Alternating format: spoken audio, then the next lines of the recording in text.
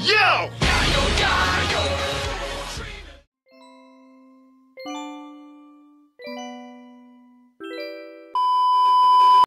With the release of One Piece Chapter 1113, a single line spoken by none other than Dr. Vegapunk himself seemingly put everything into place within my head.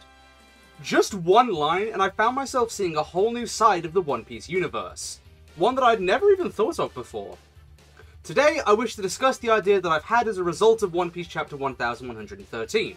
And while I'm not here to say that it is the definitive truth, I am here to say that at the very least, it could well be an interesting route for the story to take. Please be aware, this video will contain spoilers for the One Piece manga, and without further ado, let's get right into it. It's hero time! So, the line that inspired my spiraling thought train on this particular occasion was as follows.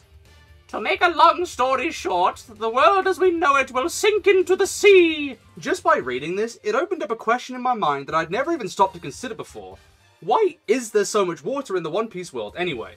That's what I'm planning to theorize on today, so follow me as I explain my reasoning here. We know that before the modern day of the One Piece world, there lived a futuristic sci-fi society that fell into ruin. This society was fueled by the so-called Mother Flame, a supposed all-powerful energy source that Vegapunk is trying to recreate at the order of the world government.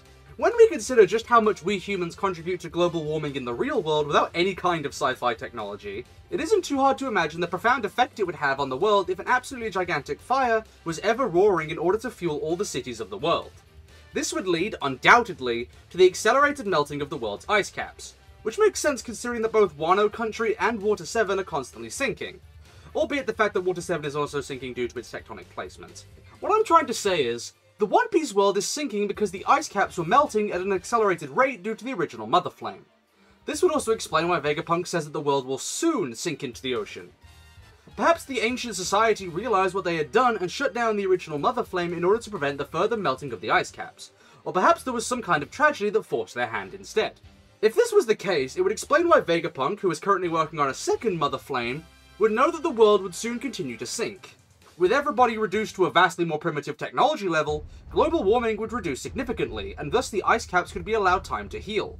Of course, by creating a new Mother Flame, the cycle will only continue once more, and thus the world will resume its sinking doom. This idea not only explains the disappearance of the ancient society, but also the current state of the One Piece world. In fact, it also explains the various unique species that inhabit the One Piece world in the modern day. With all of their vastly superior technology, perhaps the people of the past began trials in genetic engineering in order to survive in the modern One Piece climate. This would explain the existence of fishmen and merfolk, and would especially explain why they are hybrids of humans and specific fish from our own time, and not the modern day fish species that we see exist in the One Piece world, such as the Sea Kings and Fighting Fish.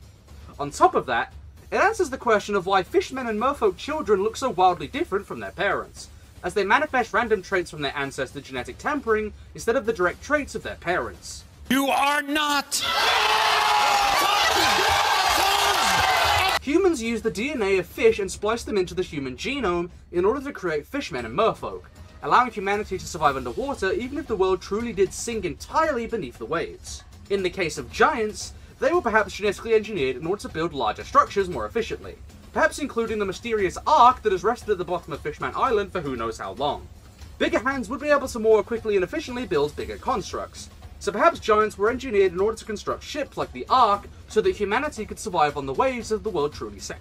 I mean, we've certainly seen that modern day giants are themselves capable of building giant ships suitable for carrying their immense weight, so it's far from impossible. You're gonna need a bigger boat.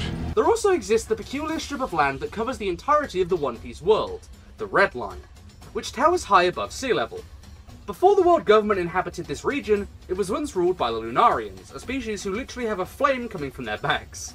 Perhaps these are more artificial humanoids, each genetically engineered to house parts of the original Mother Flame. The Red Line could have been forcibly raised from sea level in order to give humanity more time to work out a solution to the problem. And the Lunarians were provided with a limited source of the Mother Flame in order to keep a powerful and useful source of energy without using too big an energy source to influence global warming too greatly. It would also explain the incredible durability and near immortality of the Lunarians, for they would need to be able to survive any scenario in order to carry out their mission. The potential genetic tampering of the Lunarians would also explain the Seraphim that Vegapunk created, and why he actually used Lunarian DNA in the first place. If Lunarian DNA was modified to such a degree that it granted partial immortality and even gave access to a portion of the Mother Flame, It would explain why Vegapunk used Lunarian DNA for the Seraphim, even considering how hard it was to get his hands on it. With more Lunarians, the mission to prevent global warming could resume, and perhaps their personal flames could be substituted in place of the secondary, far more catastrophic mother flame that Vegapunk was being forced to create. Even the standard humans of the One Piece world can be explained by genetic engineering. Their vast strength and longer lifespans easily able to be explained as genetic engineering in order to provide more powerful humans to face the oncoming dangers of the sinking world. On top of all that, if humans, Lunarians, giants, fishmen, merfolk, and all the other races of the One Piece world are indeed genetically engineered humans, then it would also explain how they're able to interbreed. After all, species are only able to reproduce with one another if their DNA is similar enough and remains viable for a stable reproduction. If fishmen and merfolk evolved entirely independently of humans, it would be highly unlikely, but not wholly impossible, that they would be able to breed with other human species. However, we know for a fact based on characters within the series itself that this isn't the case, and that means that these species likely share a common ancestor, which would be the humans pre-genetic modification. All of this is to say, I believe that the One Piece world is the way it is because of melting ice caps, genetic engineering in order to adapt humans to this new environment, and technology was scaled back in order to prevent this apocalyptic event from becoming worse. But with all of that said, I hope you guys all enjoyed this video. Please leave your thoughts and theories in the comments below, as well as any future topics that you'd like to see me tackle. And without further ado, let's move into our usual post-video rituals. So first of all, big shout out to our channel's Thunderbeasts, Riverjoy, Hearn_, Minal Muir, Victor Matusik, Charscream AA, and Plasma6. If you want to help support the channel, please consider becoming a member or donating to my PayPal, links in the description, as well as subscribing to my second channel, Mandalusk, which I use mostly as a dump for my non-discussion content. If you're interested, go check it out. Now let's move into last video's poll, where I asked you guys if Jessie, James, Meowth, or Wobbuffet was your favourite member of Team Rocket from Pokemon.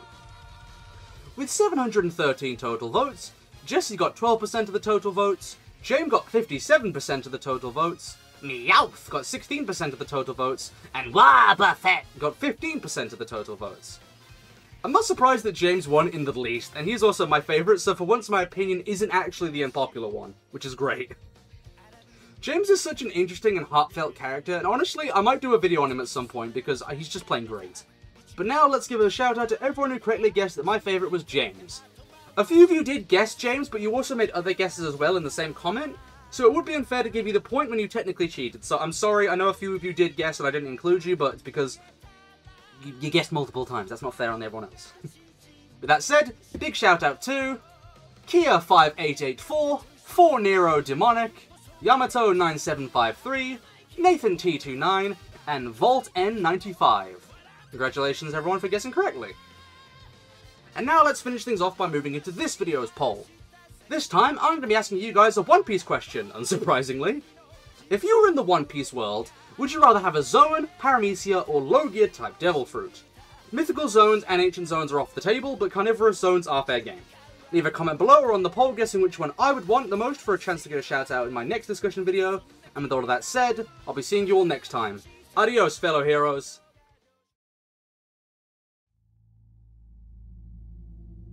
これで終わりだ。終わる前だ。